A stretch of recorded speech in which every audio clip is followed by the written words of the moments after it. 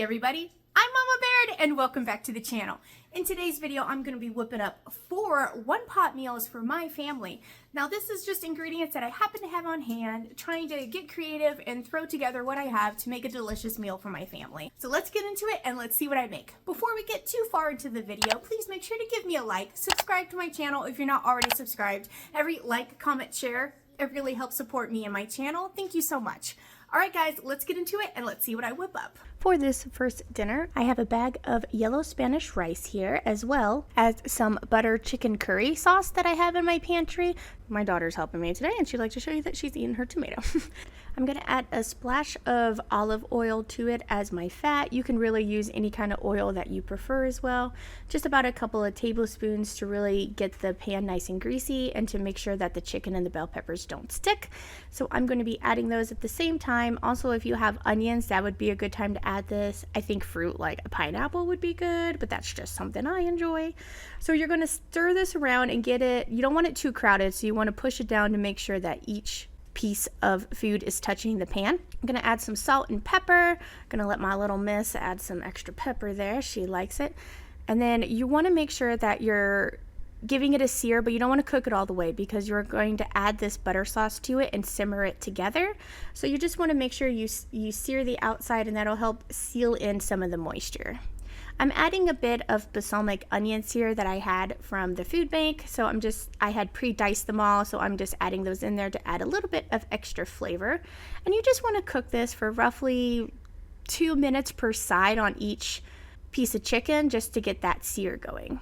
Now I'm going to add the butter sauce to it. Make sure you're scraping all the ingredients out of jars and cans. You paid good money for that stuff, so make sure you get it. Don't mind the assistant that's showing you the peppers she's eating.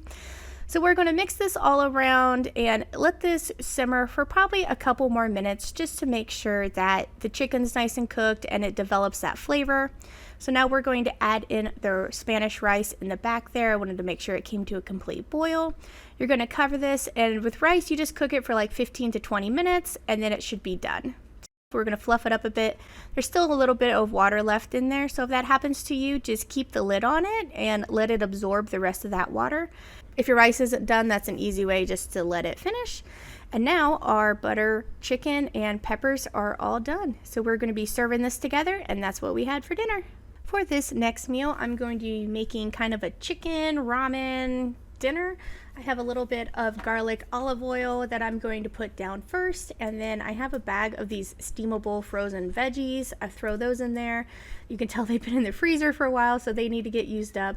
And then I had a can of baby corn, which was a mystery ingredient that I opened up, so I thought that would be good in there. So I threw that in there, and then I'm going to be opening up 4 packets of ramen noodles and just cooking the noodles. I'm going to be using some chicken, some rotisserie chicken from Costco, to add that in there. I wanted a little more grease because those veggies were kind of dry. So I poured a little more of that garlic olive oil in there. And I'm just going to stir up these veggies. Like, all of this is pre-cooked, so it's not going to take very long. After I got a little bit of a sear on the veggies, I'm going to throw in my rotisserie chicken. And then I'm going to be putting 1 packet of the chicken flavored mix on there from the packets.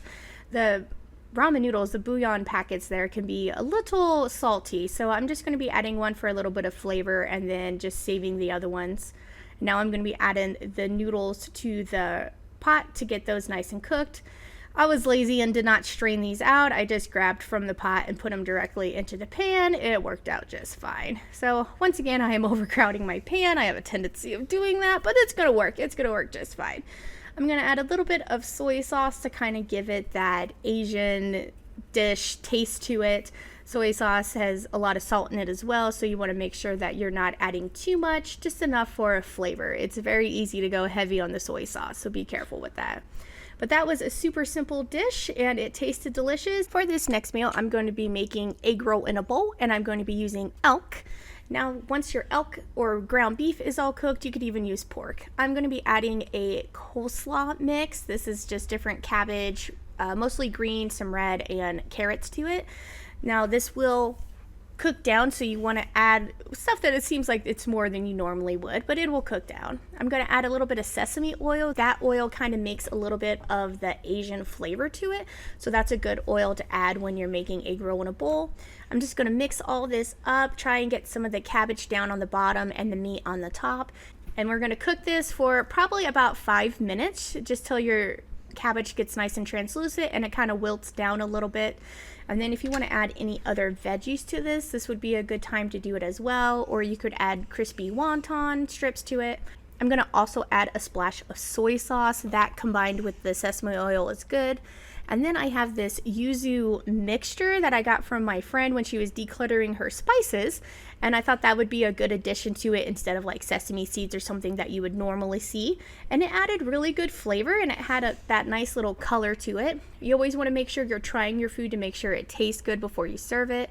This one still needed a little more salt. I could have added more soy sauce, but instead I decided to add some seasoning salt just for something that was a little different without going too heavy on the soy sauce. So this was a super fast dinner, under 20 minutes, and that is what we had. The kids gobbled this up.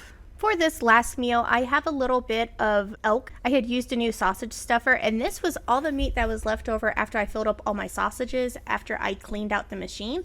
So I feel like that was quite a bit, and I didn't want to waste it, so I decided to cook it up for dinner. So this is just a combination of elk and bacon in here that I'm cooking, and then I'm going to be using a box of Zatarans. This is one that I have here that I'm trying to use up. So I'm going to add the water and the butter, and this is black bean and rice Zatarans. So that's pretty fun.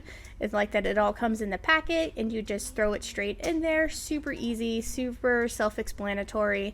You add your meat. You could add chicken to this if you want, or beef or pork. It's pretty versatile. And then you're going to cook it for 15 to 20 minutes, just like rice on the stovetop would.